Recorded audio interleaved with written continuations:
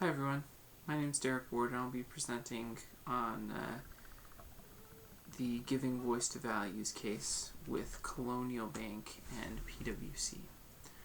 So quick summary, in this case PwC failed to detect a $2.3 billion fraud scheme between Colonial Bank and Taylor Bean and Whitaker.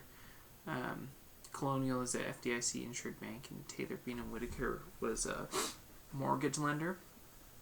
And in this case, the FDIC held PwC accountable for professional negligence.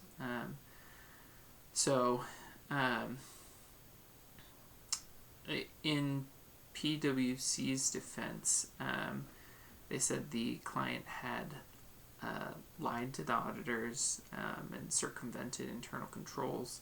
They also said that they even went so far as to falsify wire transfers.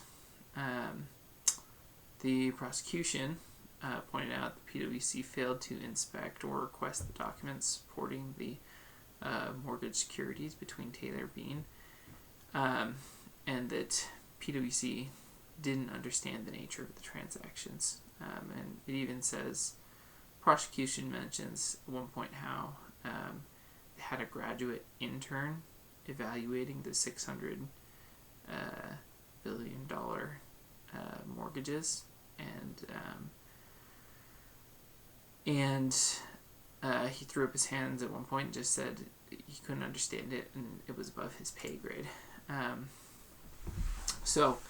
Another key aspect of this case is how Colonial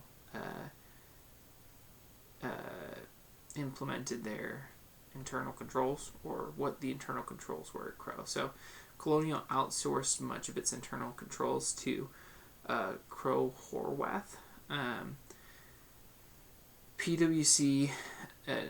Neither PwC nor Crowe tested the internal controls of the credit facility. Unfortunately, PwC relied on the outsourced work from Crowe to reduce its substantive testing, so they did not test Crowe's assertions of internal control for Colonial, and they skipped the walkthrough of the credit facility because they didn't properly assess the risk of management's assertion of existence. So because of that, the courts held PwC and Crowe liable for professional negligence. So this comes into a few of the questions about the case. One is, which rules of the AICPA Code of Conduct were violated by PwC? Which PCAOB standards, audit standards, were violated by PwC? A bigger question of, should auditors be held responsible for the wrongdoing of their clients, and is it in the public interest to allow auditors to escape legal liability under the peri delicto doctrine? So I'd like to address a couple of these questions. First, should auditors be held responsible for the wrongdoing of their clients? No. I don't believe they should be held responsible, but they are, and they should be held responsible for their audit opinion, the audit opinion they issue, right? And they issued a clean audit opinion for, or I should say an unqualified audit opinion for Colonial Bank for several years, when they were negligent.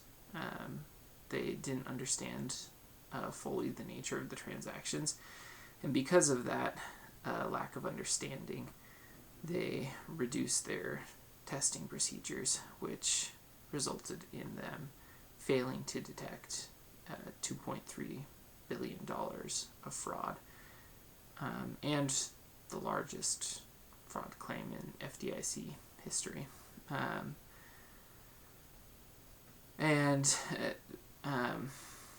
I think that kind of dovetails with which audit standards were violated.